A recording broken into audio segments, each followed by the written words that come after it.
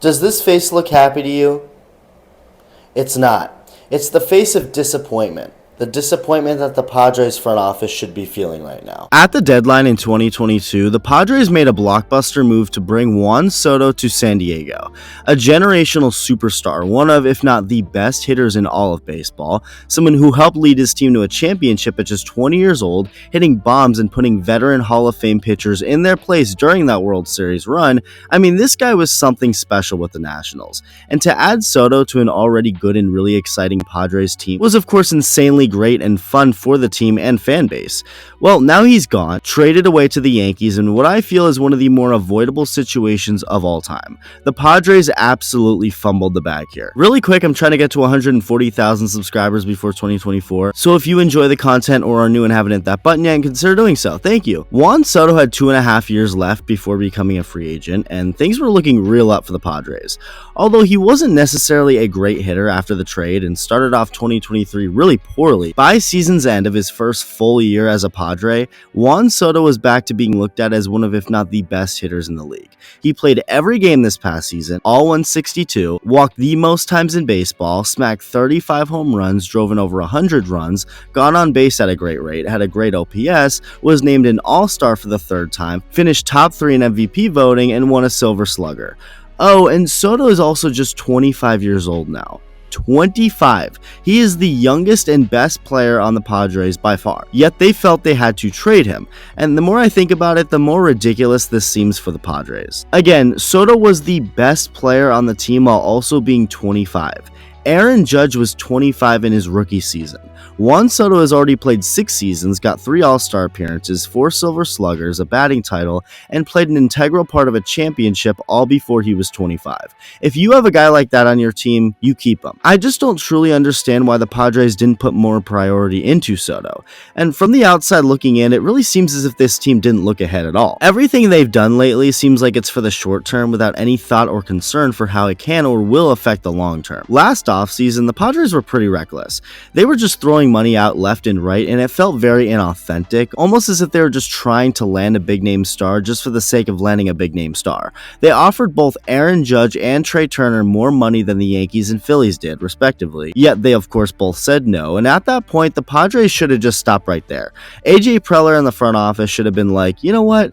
We already have a really good team that just made the playoffs. We have guys on the roster currently who we need to make a priority in keeping, like Manny Machado and Juan Soto. So let's focus on that and maybe next year get someone else big from another organization. But no, because since Judge and Turner said no to the massively long contracts offered by San Diego, the Padres then pivoted to sign shortstop Xander Bogaerts away from the Red Sox, giving him a deal that you just can't refuse. I'm sure Xander wanted to go back to Boston, but when you are offered what the Padres ended up giving him, you're basically forced to take it. The Padres gave Xander Bogaerts $280 million over 11 years. 11. At the time of the deal, he was 30, and now you have him locked up until he's in his 40s. That is absurd. I love Xander, and he's a really good player, but to commit to him for 11 years is insane. And the Padres very clearly went above and beyond to make it happen, just like they tried with Judge, reportedly offering him a 14-year deal, and Turner another insanely long contract.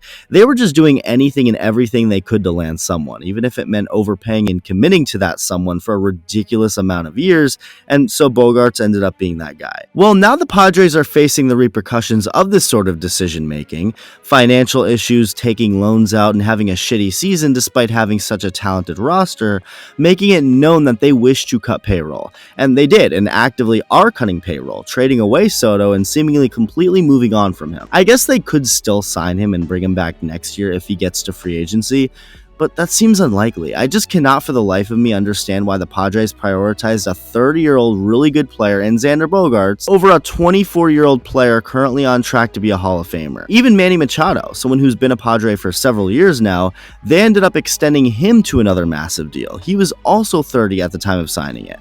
Those are good players, don't get me wrong. Really good players, like I said, but you had Juan Soto. Why is he not someone you're making sure you got locked up before you look at anyone else? The Padres really backed themselves into a corner here. They have nobody to blame but themselves. They were so impatient and desperate to just keep adding other players that they didn't realize this could very well hurt them in the long run, and well, it literally has. They don't have Juan Soto anymore, and instead have Xander Bogaerts, someone who has a contract that's now looked at as one of, if not the worst in baseball. And it's not even like he necessarily had a bad year. It was actually pretty good when all said and done, and he can continue to be good, but it's hard to see that contract aging well. He's also 6 years older than Soto, same with Machado. Like, what are we doing here? To lock up Fernando Tatis Jr. was smart. Even though he's brought some issues over the years, he's still such a great player with even more potential while also being so young.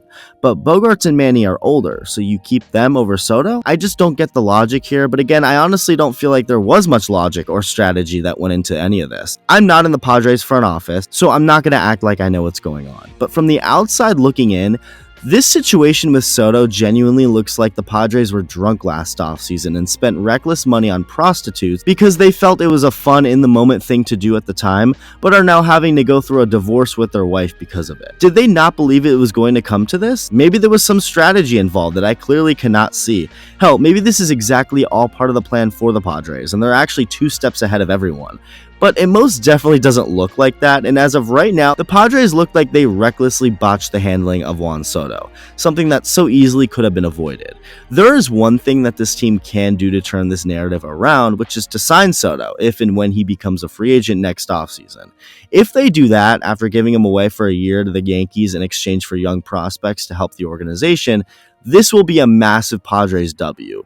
But like I said earlier, it's just hard to see that happening. If Soto was going to be a Padre for life, he probably wouldn't have been traded. I just feel like the moment the deal was official between the Padres and Yankees, that was all she wrote for Soto's career in San Diego, and they're both officially moving on. You never know, and only time will tell, but as of right now, the Padres completely messed up. They had Juan Soto, someone who may go down as one of the best hitters of all time, who just turned only 25, yet because of reckless decisions that very easily could have not been made, while also not prioritizing Soto, the Padres don't have him anymore, and they have nobody else but themselves to blame for losing such a special young talent. Let me know what you think. Thank you for watching, and I'll see you in the next video.